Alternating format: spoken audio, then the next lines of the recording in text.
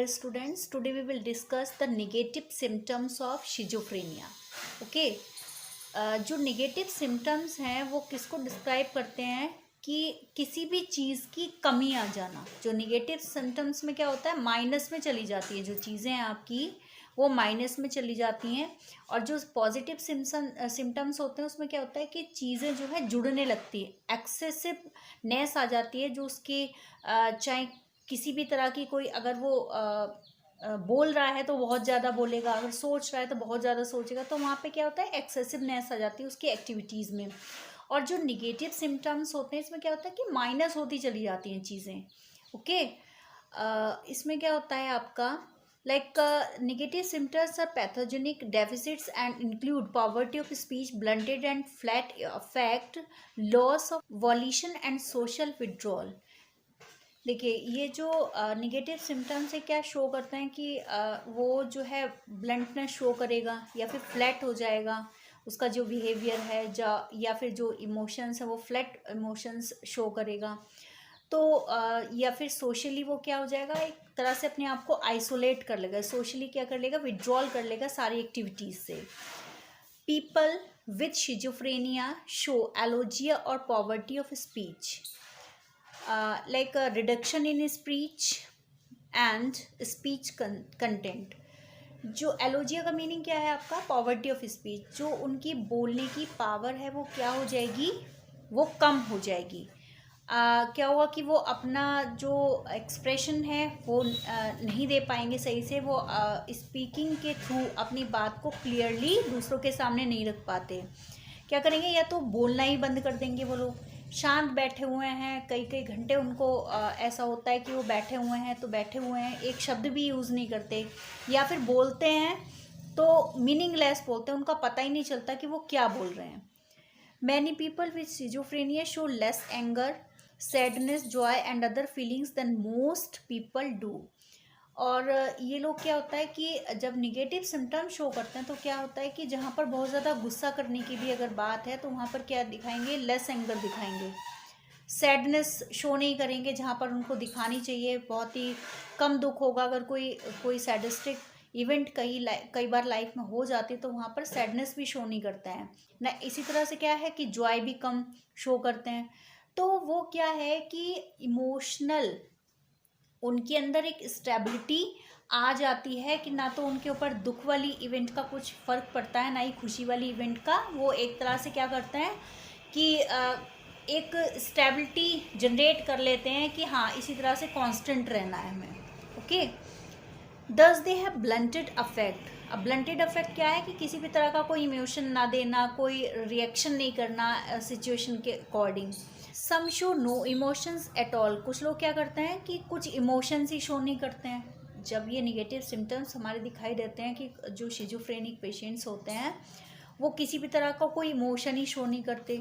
अ condition known as flat affect, और ये का जो कंडीशन होती है ये फ्लैट अफेक्ट होती है, जिसमें वो क्या हो जाते हैं, एक तरह से न्यूट्रल हो जाते हैं। अगर किसी की डेथ हो जाती है, किसी का एक्सीडेंट हो गया फैमिली में, या फिर कोई नेबरहुड में किसी के साथ कोई प्रॉब्लम हो गई, तो वहाँ पर क्या करते हैं वो लोग, फ्लैट अफेक्ट शो करते हैं, उन पर किसी भी तरह की जो इंसिडेंट है उसका कोई इफेक्ट नहीं पड़ता। ओके, वो कोई इमोशन वहाँ पर शो नहीं करते।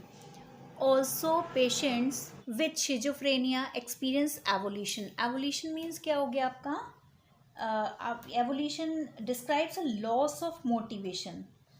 मीन कि इनके अंदर क्या है, मोटिवेशन की आपको कमी दिखाई देगी, मोटिवेशन होता ही नहीं है। वो क्या करते हैं, उनकी लाइफ का कोई एम नहीं होता।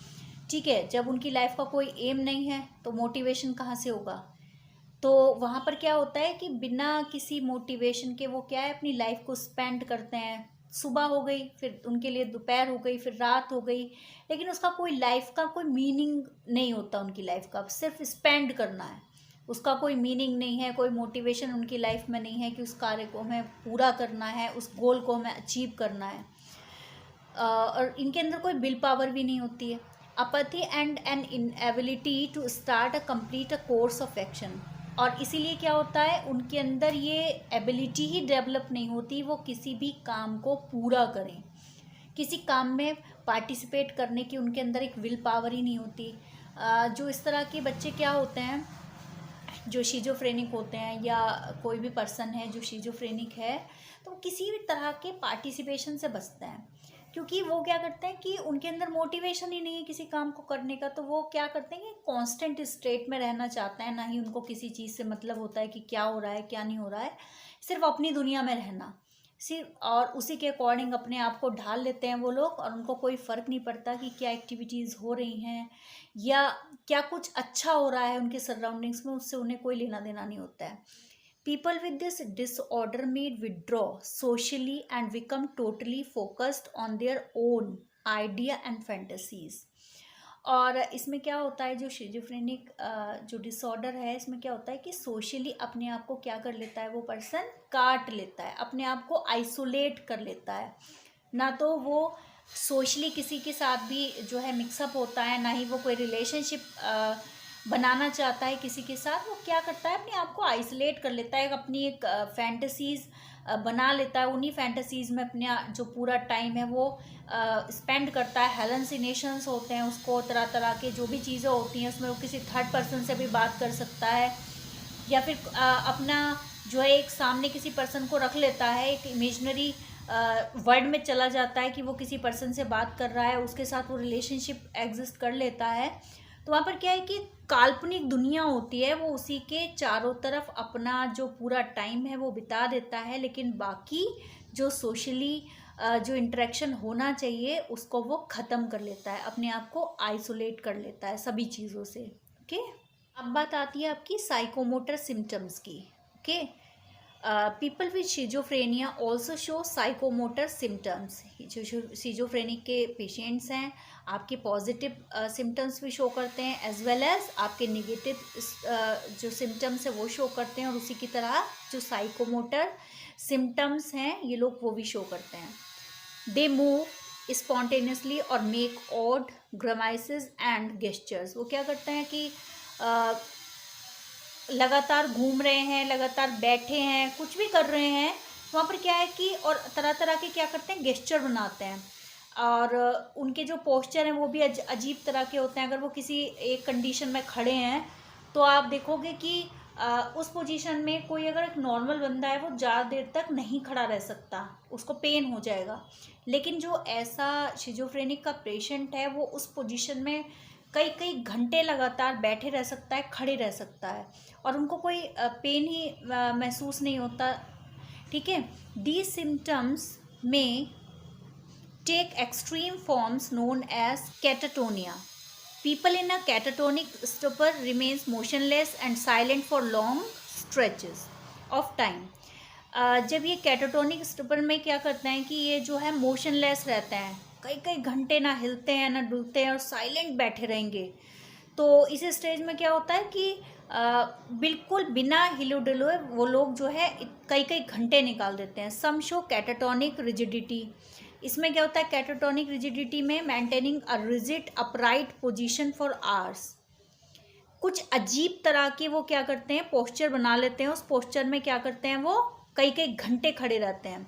Others exhibit catatonic posturing assuming awkward bizarre position for long period of time. इसमें क्या करते हैं वो लोग कोई भी ऐसी पोजीशन सेलेक्ट कर लेंगे जो एक नॉर्मल पर्सन उस पोजीशन में नहीं रह सकता ज़्यादा टाइम तक, और उस पोजीशन में क्या कर देते हैं वो काफ़ी सारा टाइम निकाल देते हैं उसी पोजीशन में। तो हमने देखा कि जो शिजोफ्रेनिया है आपका, इसमें क्या होता है, जो पेशेंट होता है वो विड्रॉल कर लेता है, किससे, रियलिटी से। उसका रियलिटी से कोई लेना देना नहीं होता है, वो पूरी तरह से रियलिटी को क्या कर देता है, नेग्लेक्ट कर लेता है, और उसके जो चारों तरफ का जो एटमॉस्फेयर है उसमें भी वो इंटरेस्ट कम लेता है, उनसे कोई संपर्क नहीं रखता, अपनी दुनिया, एक काल्पनिक दुनिया होती है उसमें वो खोया रहता है। और उसकी वो जो दुनिया, इमेजिनरी जो वर्ड है, उसमें वो ऐसी इमेजिनरी वर्ड होता है जहाँ उसकी अपनी खुद की विशेज़ होती हैं, उसके अपनी फैंटेसीज़ होते हैं, उसके अपने इमोशंस होते हैं, जो वहाँ पर क्या करते हैं, राज करते हैं। ओके, उसे दूसरों के इमोशन से, दूसरों की फीलिंग से, दूसरों की विश से कोई लेना देना नहीं होता है। ठीक है, अब एक इसमें पाया जाता है आपका ऑटिज्म भी होता है। जब एक ऐसा पर्सन है जो अपनी जो फैंटेसीज में खोया रहेगा, तो वहाँ पर क्या होता है, ऑटिज्म तो अपने आप से जनरेट हो जाएगा। जो पर्सन अपने बारे में सोच रहा है, अपनी फीलिंग्स को ज़्यादा इंपॉर्टेंस दे रहा है, अपनी बातें सोच रहा है, तो क्या होगा उसमें, ऑटिज्म तो आ ही जाएगा, स्वलीनता जिसको बोलते हैं। और ये जो चीज़ें हैं, लाइक आपका विड्रॉल फ्रॉम रियलिटी, आपका ऑटिज्म है, यही वो चीज़ें हैं जो उसकी पर्सनालिटी को क्या करती हैं, डिटोरिएट कर देती हैं। और उसके अंदर क्या होता है, इमोशनल ब्लंटिंग होती है आपकी। और इमोशनल ब्लंटिंग लाइक क्या होता है कि जहाँ पर उसको खिलखिलाकर हंसना है, खुलकर हंसना है, तो वहाँ पर क्या है कि वो रोने लगेगा, ठीक है। और कई बार क्या होता है कि जहाँ पर उसे रोना है वहाँ पर वो खिलखिलाकर हंसने लगेगा। तो ये जब होता है, जब इस रोग की सीरियसनेस बहुत ज़्यादा बढ़ जाती है, इस तरह की चीज़ें जब होती हैं इसमें, ठीक है। और कई बार तो इसमें क्या होता है कि जो पेशेंट होता है वो इतना ज़्यादा न्यूट्रल हो जाता है कि उसे अपने आसपास के लोगों के, क्या जो उसके फैमिली मेम्बर्स हैं, उन लोगों के नाम भी उसे कई बार याद नहीं रहते। और इसकी जो सिंपल स्टेज होती है इस शिजोफ्रेनिया की, इसमें क्या है कि जो रोगी के इमोशंस होते हैं वो सिचुएशन के अकॉर्डिंग नहीं होते हैं।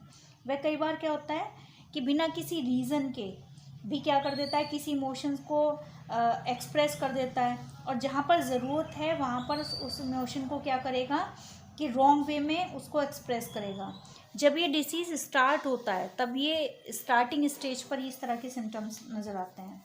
रोजन और ग्रेगरी हुए हैं, दो साइकोलॉजिस्ट हुए हैं, उन्होंने 1965 में ये बताया था कि जो शिजोफ्रेनिया के पेशेंट्स होते हैं उनमें फ्रेगमेंटेशन और इलॉजिकल जो चीज़ें होती हैं वो बहुत ज़्यादा दिखाई देती हैं, ठीक है। और इनके जो फीलिंग्स होते हैं, इनके जो इमोशंस होते हैं, उनमें क्या होती है कि क्लियरनेस नहीं होती, ठीक है। और कई बार क्या होता है कि कंफ्यूज होते हैं, इनके जो फीलिंग्स होती हैं वो कंफ्यूजन वाली होती हैं कि समझ में नहीं आता कि क्या कहना चाह रहे हैं, क्या नहीं कहना चाह रहे हैं। और कई बार क्या होता है कि स्पीच डिसऑर्डर्स इनमें, जैसे क्या करेंगे ये, किसी भी चीज़ को बार बार बोलेंगे, किसी भी चीज़ को बार बार बताएंगे, तो वहाँ पर क्या होता है कि इनके जो स्पीच डिसऑर्डर हैं वो भी इनकी पर्सनालिटी में हमें दिखाई देते हैं। तो हमने देखा कि ये जो डिसऑर्डर है ये पूरी तरह से किसी भी पर्सन की पर्सनैलिटी को क्या कर देता है, ख़त्म कर देता है। एक तरह से ख़त्म ही करना हो गया, क्योंकि वो पर्सन ना तो सोसाइटी में, ना ही अपने घर के अंदर सही तरीके से रह सकता है, क्योंकि वो एडजस्टमेंट करना नहीं जानता, अपनी बातों को दूसरों के सामने कह नहीं पाता, दूसरों की बातों को समझ नहीं पाता। तो वहाँ पर क्या आएगा, प्रॉब्लम होना स्वाभाविक है, नेचुरल है ये चीज़।